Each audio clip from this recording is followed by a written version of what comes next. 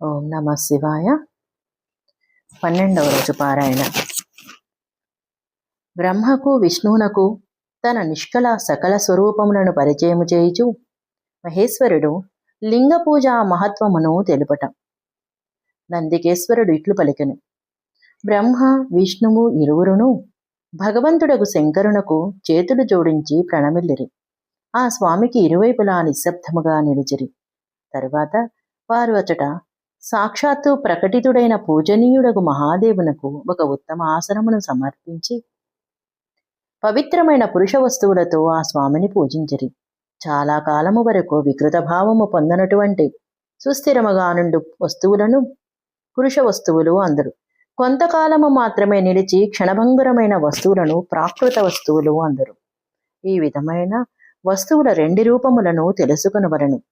భగవంతుడకు శివుని ఏ పురుష వస్తువులతో వారు పూజించిరో ఆ విషయము చెప్పబడినది.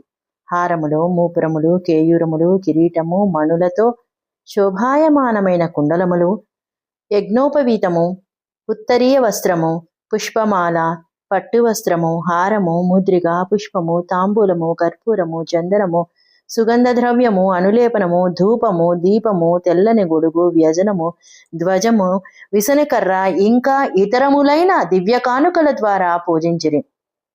ఆ వైభవము వాక్కునకు మనస్సునకు అతీతమైనది. అది కేవలము పశుపతికే యోగ్యమైనది. వాటిని పశువు ఎప్పుడునూ పొందలేడు. వారిరువురును తమ స్వామి అయిన మహేశ్వరుని పూజింతురు.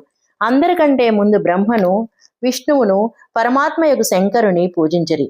భగవానుడకు శివుడు వీటిచే ప్రసన్నుడై అచట భక్తిపూర్వకముగా నమ్రతతో నిలుచుని ఉన్న ఆ ఇరువురు దేవతలతో చిరునవ్వు నవ్వుచూ ఇట్లు పలికెను.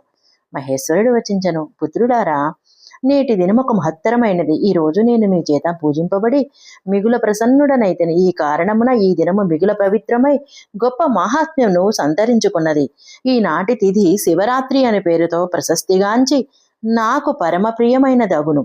ఈ సమయములో నా యొక్క లింగము నిష్కలము అంగ ఆకృతిచే కూడిన నిరాకార స్వరూపమునకు ప్రతీకను, వేదమును సకల సాకార రూపమునకు ప్రతీక విగ్రహమును పూజించునట్టు పురుషుడు జగత్తును మొదలగు కార్యములను కూడా చేయగలడు. శివరాత్రి రోజు రాత్రింబవళ్ళు నిరాహారుడై జితేంద్రుడై తన శక్తి కొలది నిశ్చలభావముతో శాస్త్రోక్తముగా నన్ను పూజించడు వానికి కలుగు ఫలమును వర్ణించదను వినుడు. నిరంతరము 1 సంవత్సరము నన్ను పూజించిన వానికి కలుగు ఫలమంతయు కేవలము శివరాత్రి నాడు నన్ను పూజించిన వానికి అప్పటికప్పుడే ఆ ఫలము లభించును. పూర్ణచంద్రుడు ఉదయించగా సముద్రము వృద్ధి పొందినట్లు ఈ శివరాత్రి నా ధర్మము వృద్ధి పొందడి దినము. ఈ తిథియందు నన్ను ప్రతిష్ఠించుట మొదలగు మంగళకరములకు ఉత్సవమును జరుగువలను. మొదట నేను జ్యోతిర్మయ స్తంభము నుండి ప్రకటితుడైనప్పుడు ఆ దినము మార్గశిర మాస ఆర్ద్రా నక్షత్రంతో కూడిన పూర్ణిమ లేక ప్రతిపద అయి ఉండెను.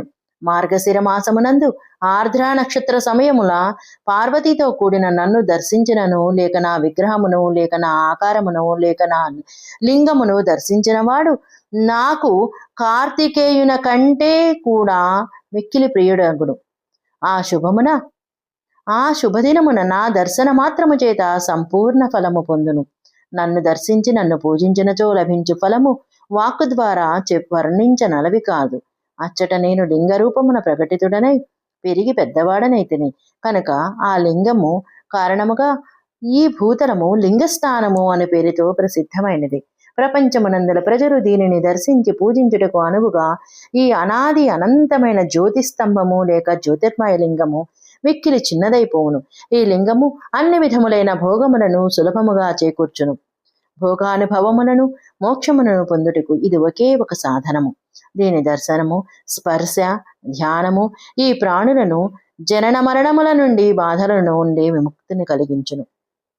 అగ్నిపర్వతము వలె ఇచట ప్రకటితమైన ఈ శివలింగ కారణమున ఈ స్థలము అరుణాచలము అనే పేరుతో ప్రసిద్ధి చెందును. ఇచట అనేకములైన గొప్ప గొప్ప తీర్థములు వెలేను. ఈ స్థలమునందు నివసించిన లేక మరణించిన ఎడల జీవులకు మోక్షము కూడా లభించును. సకల నిష్కళములు 2 రూపములు నావే. ఇతరులకెవ్వరికీ అట్టి రూపములు లేవు. మొదట నేను స్తంభరూపమున ప్రకటితుడనైతిని. తదుపరి నా ఈ రూపమున సాక్షాత్కరించితిని. బ్రహ్మభావము నా నిష్కల రూపము, మహేశ్వర భావము సకల రూపము. ఈ రెండును నా సిద్ధరూపములే. నేనే పరబ్రహ్మ స్వరూపాను, నేనే పరబ్రహ్మ పరమాత్మను. కలతో కూడినది అకలమైనది రెండునూ నా ఈశ్వరూపమే. బ్రహ్మరూపుడనగున్న ఈశ్వరమున కారణమున నేనే ఈశ్వరుడును. జీవులను అనుగ్రహించుట మొదలగునవి నా కార్యములు. బ్రహ్మ కేశవులారా, నేను అందరి యందును వ్యాప్తుడును, జగత్తును వృద్ధి చేయవాడను కనుకనే బ్రహ్మయని పిలువబడుచున్నాను. సమరూపముతో సర్వత్రా స్థితుడనై వ్యాపకుడనై ఉన్నాను కనుక సకలమునకును ఆత్మను. స్వర్గము నుండి అనుగ్రహము వరకు జగత్తుకు సంబంధించిన 5 కార్యములు కలవు. అవి ఎల్లవేళలా నావే, నావి తప్ప ఇతరులెవ్వరివీ కావు. నేనే సమస్తమునకు ఈశ్వరుడును. మొదట నా బ్రహ్మరూపమును బోధపరచుటకు నిష్కళ లింగముగా ప్రకటితుడనైతిని.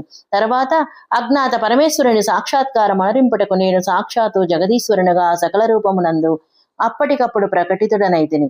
అందువల్ల నాలోనున్న ఈ సత్వమునే నా సకల రూపమని తెలుసుకొనవలెను. నా ఈ నిష్కల స్తంభము నా బ్రహ్మస్వరూపమును బోధపరచునదిగా ఎరుంగవలెను. ఇది నా యొక్క లింగమే. మీరిరువురు ప్రతిదినము ఇచ్చట ఉండి దీనిని పూజింపుడు. ఇది నా స్వరూపమే, నా సామీప్యమునకు చేర్చు సాధనము. లింగమునకు లింగికి ఎప్పుడునూ భేదము లేదు కనుక ఈ లింగమును మహాత్ములైన వారు కూడా పూజింపవలెను. ఉపాసకుడు నాతో సమానత్వమును పొందింపచే ఫలము నా లింగమును స్థాపించిన దాని వలన పొందును. ఒకదాని తర్వాత ఒక శివలింగమును స్థాపించినచో నాతో ఏకమగు అంటే సాయుధ్యమోక్షము ఫలము లభించును. ప్రధానముగా శివలింగమును స్థాపించవలను. మూర్తిని స్థాపించుట దానికంటే గౌణ కర్మయగును. సవేర అంటే ఆకారముతో కూడిన శివలింగము అన్ని వైపుల నుండి లోపించినప్పటికీ కూడా ఆ స్థలము క్షేత్రమని చెప్పబడదు. సశేషము. ఓం నమః శివాయ.